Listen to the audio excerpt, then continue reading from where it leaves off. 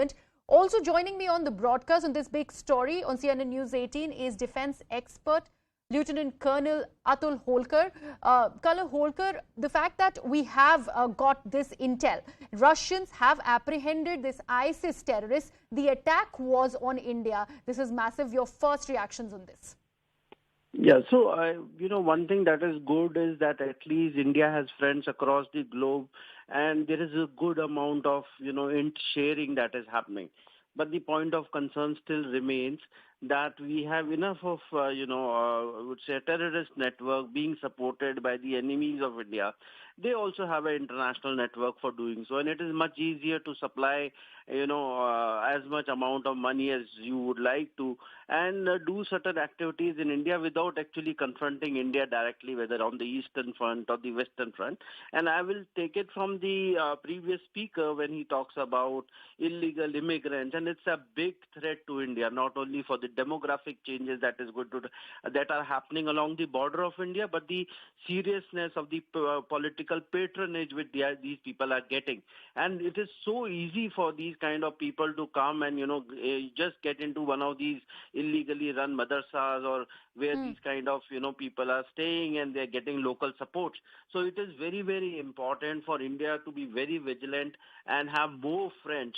And these things I don't think it's an exception. It is going to be a norm, because when you start failing at the border and you're unable to infiltrate through the western border for LC or LOC or anywhere, even the Chinese are equally frustrated because we have not allowed them to move beyond an inch, which initially they did.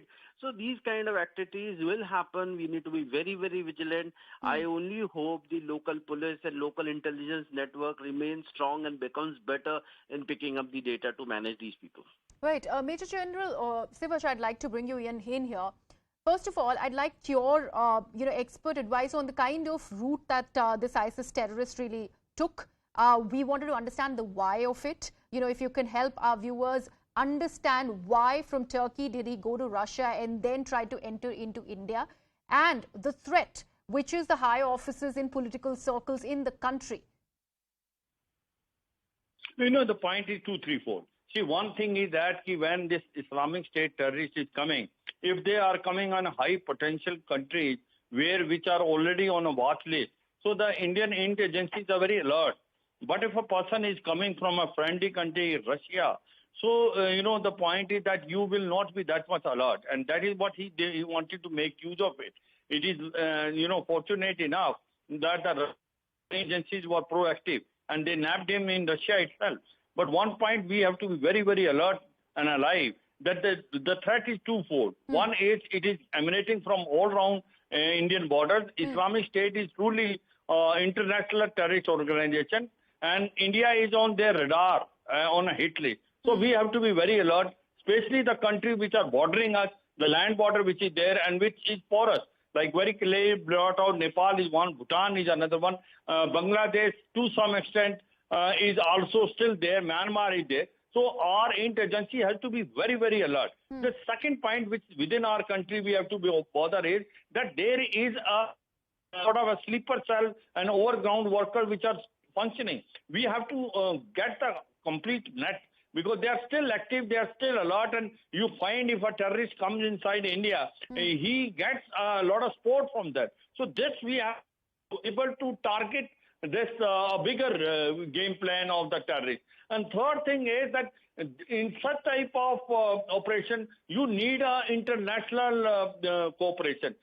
Once the terrorists are coming from outside India, India itself can't do anything. If you have in sharing like what happened with Russia, then it is always very good. And let me tell one thing, that terrorism it does not know any boundary. Right. And in case if terrorism has to be curbed like Islamic State, Al-Qaeda, all countries have to basically coordinate and cooperate. And then only we can defeat terrorism. Right. Otherwise, you'll find it such things keeps on happening. Absolutely. But to our Pathikrit, good luck, I'd like you to come in here. Do you question the route that's been taken by the ISIS terrorists in this particular case, considering Russia is, on high alert with the kind of, cross-border tensions that Russia has currently with Ukraine? Do you think that this route really becomes crucial, and the timing also on this planned attack?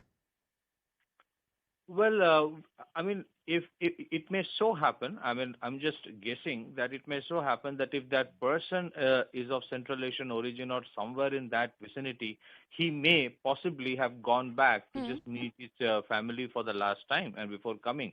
That possibility cannot be ruled out, because if you look at the Russian republics of Chechnya or Dagestan, these are the areas where there is a huge, possibility, or these areas have seen terrorism of the highest order in the past.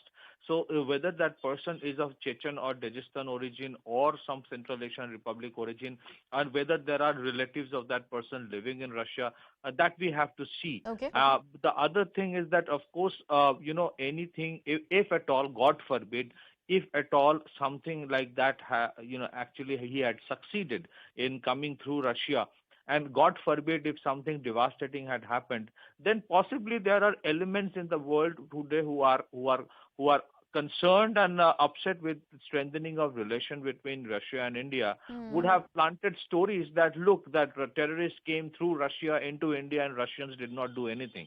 So that is the way they try to create problems between two strong countries, or some kind of or two countries which have strong alliances.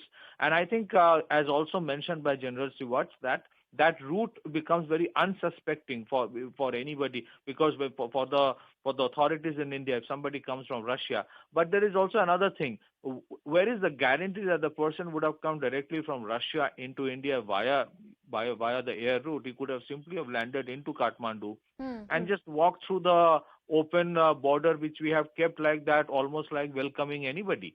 So the fencing of our own borders is the most important priority before we think about anything else, because we have kept the door ajar for anybody to just come in. Every day, thousands of people are coming through the Indo-Nepal border. It's not possible for SSB or any other border guarding force to identify who is a terrorist among them. Colonel So Holkar, we have a the fact that we're talking about the target, it's a high-profile target, possibly can be one of the union ministers or the Prime Minister, who knows? So this is a massive security bit that was thankfully busted by Russia now that this ISIS terrorist has been nabbed. You'd like to throw light on the activities that Pathikrit was just talking about, on how our borders have become really porous. When it comes to this Nepal route that Pathikrit was talking about, this is something that has been a cause of concern for India, continues to be so.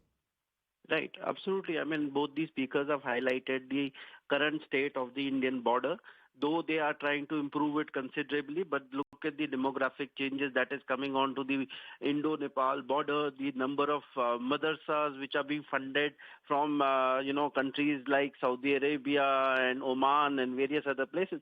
So one has to be very, very concerned. Another thing which I would like to add is, if you look into the Turkish border, the Iraqi and Turkish border is pretty porous, and it's very, very easy in Syria to have a training of that kind and to get a person across to any of these international borders and come out as a foreign tourist or something and just infiltrate through one of these porous borders. And Nepal is becoming a center of concern for us, like it was earlier.